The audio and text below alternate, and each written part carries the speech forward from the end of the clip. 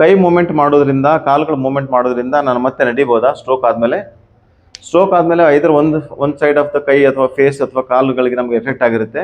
ನಡಿಬೋದು, ಕೈ ಮೂಮೆಂಟ್ ಮಾಡ್ಬೋದು. ಯಾಕಪ್ಪ ಅಂತಂದರೆ ನಮ್ಮ ಕೈಯಲ್ಲಿ ತುಂಬ ಜಾಸ್ತಿ ರಿಸೆಪ್ಟರ್ಸ್ಗಳಿರುತ್ತೆ. ರಿಸೆಪ್ಟರ್ಸ್ಗಳು ನಾವೇನಂತ ಹೇಳ್ತೀವಿ, ಸೆನ್ಸರಿ ಮತ್ತು ಮೋಟಾರ್ ಹೋಮಂಕ್ಯುಲಸ್ ಅಂತ ಹೇಳ್ತೀವಿ. ಅದರ ಅರ್ಥ ಏನಂದರೆ ಕೈಯಲ್ಲಿ ಎಲ್ಲಕ್ಕಿಂತ ಜಾಸ್ತಿ ರಿಸೆಪ್ಟರ್ಸ್ ಇರುತ್ತೆ. ರಿಸೆಪ್ಟರ್ಸ್ ಅಂದರೆ ಯಾವ ಬಟನ್ಸ್ ಅಥವಾ ಸಿಗ್ನಲ್ಸು ನಮ್ಮ ಪೆರಿಫರೀಸಿಂದ ಬ್ರೈನ್ಗೆ ಇನ್ಫಾರ್ಮೇಷನ್ ತೊಗೊಂಡು ಹೋಗುತ್ತೆ, ಆ ಬಟನ್ಸ್ ಅಥವಾ ಸಿಗ್ನಲ್ಸು ಕೈಯಲ್ಲಿ ಎಲ್ಲಕ್ಕಿಂತ ಜಾಸ್ತಿ ಇರುತ್ತೆ.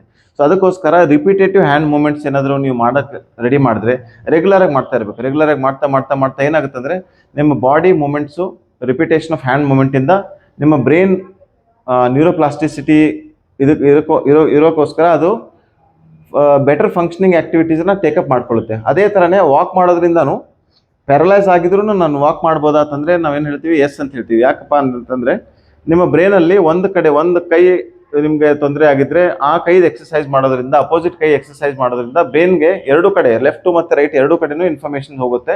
ಆ ಇನ್ಫಾರ್ಮೇಷನ್ಸಲ್ಲಿ ಮಿರರ್ ಥೆರಪಿ ಅಂತ ಹೇಳ್ತೀವಿ ನಾವು.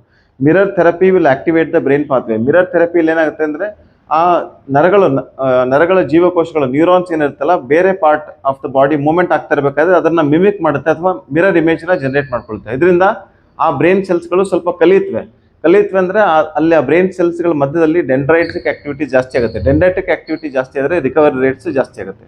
ಅದಕ್ಕೋಸ್ಕರ 90 days ಮಿನಿಮಮ್ ನೀವು ಸ್ಟ್ರೋಕ್ ರಿಹ್ಯಾಬಿಲಿಟೇಷನಲ್ಲಿ ನೀವು ನಿಮ್ಮಷ್ಟು ನೀವು ಪಾಲ್ಗೊಂಡು ನೀವು ಇದರ ಉಪಯೋಗ ಪಡ್ಕೋಬೇಕು. Punarjeevana integrative stroke rehabilitation program at the Divine Grace hospital.